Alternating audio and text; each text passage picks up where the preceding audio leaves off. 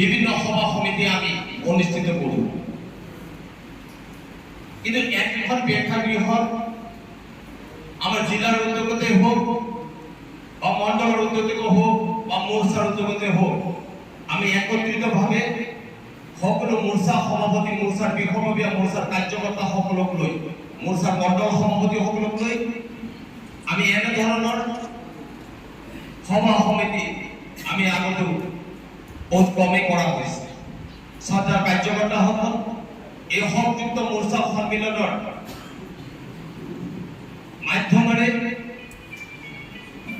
আমি কোন মোৰ্চাত কোনজন কাৰ্যকৰ্তা আছো, আমি কোন মোৰ্চাত আমি কি দায়িত্ব লৈ পেলাই আমি কাম কৰি আছো, সকলোৰ লগত এটা মধুৰ সম্পৰ্ক, সকলোৰ লগত সকলোৰে সমন্বয় কৰা এই সংযুক্ত মোৰ্চাৰ মাধ্যমেৰে আমি সকলোৰ লগত এক মিলনৰ সম্পৰ্ক গঢ়ি তোলা মাধ্যম। সদৰ কাৰ্যকৰ্তাসকল, আমি প্ৰত্যেকটা মোৰ্চাৰে যি ধৰণে জিলাৰ কাৰ্যনিৰ্বাহ সভা অনুষ্ঠিত হয়, জিলাৰ কাৰ্যনিৰ্বাহ সভাৰ লগে লগে আমি জিলাৰ পেৰপতি মণ্ডলৰ কাৰ্যনিৰ্বাহ সভা অনুষ্ঠিত কৰা হয়। আৰু ঠিক তেনেধৰণে আমি ৰাজ্যিক পৰ্যায়ত যেতিয়া মোৰ্চাৰ কাৰ্যনিৰ্বাহ সভা হয় আৰু মোৰ্চাৰ কাৰ্যনিৰ্বাহ সভাৰ পাছতে আমাৰ জিলা মোৰ্চাৰ কাৰ্যনিৰ্বাহ হয়।